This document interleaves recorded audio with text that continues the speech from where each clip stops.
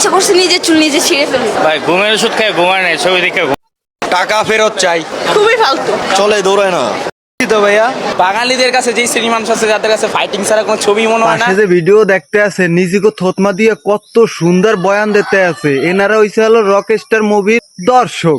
বলেন কি? এখন ঘটনা হইছে এনাকে নিয়ে আমি হঠাৎ করে কেন ভিডিও বানাইতে আছি, আপনাকে একটা প্রশ্ন থাকতেই পারে। এখন আমার কথা হইছে হলো যে এত দুর্নাম কইতে আছে রকস্টার মুভির, তো এই দুর্নাম কইতে আছে তোর মাথা নষ্ট। একটা মুভি করতে কতটা পরিশ্রম করতে হয়, কতটা বুদ্ধি খাটাইতে হয়, কতটা কষ্ট করতে হয় সেটা জানে পরিচালক যে আছেন সেই। সঠিক বলেছেন। আর ঘটনা হইছে এত কষ্টের ফল যদি এই রকমের নষ্টামি ওরকে কয়, হ্যালে যেন বিষয়টা কেমন হয়ে যায়। ঈদের আগে রকস্টার মুভির ট্রেইলার দেখছি, দেখে মনটাই কইছে না, মনে হয় সাকিব ভাই মনে হয় সুন্দর একটা ছবি লই আসতে আছে, কিন্তু ছবি মুই এখনো দেখি নেই।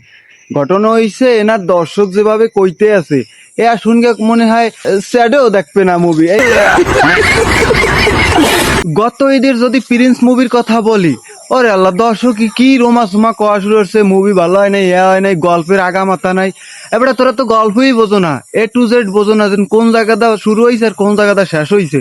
ঠিক আছে মানলাম গ্রাফিক্সে একটু সমস্যা হয়েছে, কিন্তু ওই যে গল্প শেষ নাই, তাই কি গল্প, কোনো স্টোরি নাই, এই সমস্ত মন্তব্য যে দর্শকে করে, আমি মনে করি যে শাকিব খানের এই দর্শকগুলো দরকার নাই। কেন এত কোটি টাকা খরচ কইরা, এত বুদ্ধি খাটাইয়া, এত পরিশ্রম দিয়া যদি এই রকমের কথা শুনতে হয় যে মুভি ভালো হয় নাই তাই অমুক তমুক, আমার মনে হয় শাকিব খানের এই সমস্ত দর্শকের দরকার নাই।